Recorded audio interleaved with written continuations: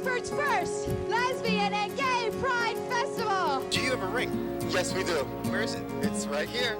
From just having our legal rights to actually having recognition and acceptance. It was neither impossible nor inevitable. It took a lot of hard work. I remember thinking that gay marriage was an impossible dream. And to see it happen in our lifetimes has been transformational. Together, 36 years, Barb and Robin Levine Ritterman are enjoying their New Haven home and life they've built together. I mean, we still have a few new stalks. Like, how did that? This one already flowered this year. When we hit the 36-year mark in November, 36 years together, we will have been together for half my life. I never knew such love could be possible for me. Picturing this life wasn't always clear. In 2004, Barb and Robin were one of the 8 couples to sue the state of Connecticut to make same-sex marriage legal. The battle even more urgent as Barb was fighting breast cancer. The couple unsure of the legal rights they had. And they're talking about putting me in intensive care. And my worry is, will Robin be able to see me there? The state later legalized gay marriage in 2008. Barb and Robin were the first couple to get a marriage license, the image captured in the New York Times. The two married 6 months later. And in 2015, gay couples across the country were also able to. Obviously, there are people who still don't agree with our choices, our lifestyle, but I feel like there's just so much more openness. Socially, the couple feels acceptance is widespread. Politically, the story is different. Lawmakers in 9 states have introduced measures to try to chip away at same-sex couples' right to marry. It's so ingrained in the fabric of our lives now. I mean, it's hard to imagine how we could go backwards in time. Connecticut's same-sex marriage law would still stand if the Supreme Court overturned Obergefell v. Hodges, which established the right for same-sex couples to marry nationwide. But that doesn't ease their worries. It's not just the talk about rights for marriage equality, it's transgender rights, it's immigrant rights, it's a whole series of judicial rollbacks. After years of fighting for change, Barb and Robin hope all that progress isn't lost. Their message to young people who are facing these challenges: be who you are and feel comfortable and good about who you are. We can be here and do what we can because of those who came before us, and that they can go even further. Jane Chaco, NBC Connecticut News.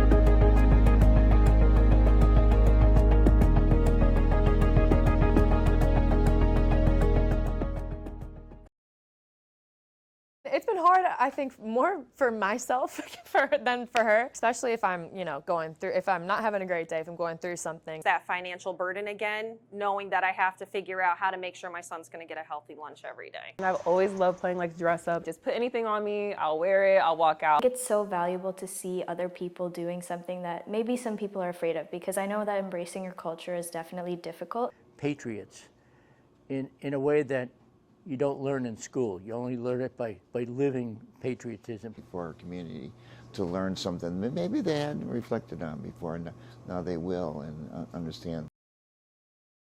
But of course, we're talking about a wild animal here. They're not going to stay within the confines of a human-made fence. They're going to come down to the water, they're going to get food, and they're going to make that trek right back up into where they are nesting. So the ask, of course, is just to always be careful. Social media is, of course, a tool for the athletes, and it's also a tool for the coaches. Instructors say whether you're near or in the water, if you see someone in trouble, you can call for help by waving your hands at a nearby lifeguard or throwing a flotation device into the water for them to grab onto. This is about all the damage a possible tornado left behind here in Roxbury. I'm Kevin Geis in the town. I'll show you the video an eyewitness captured ahead.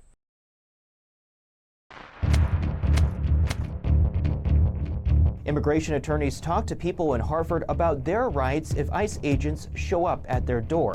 This applies to any immigrant, whether they have papers or not. 1, they say that you don't have to open your door when they knock. 2, they suggest asking the agents what they're there for.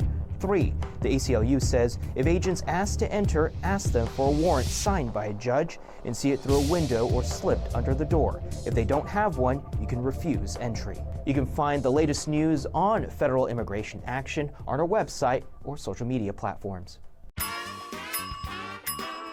Do you know what Delulu means? Yes, I do. What's it mean?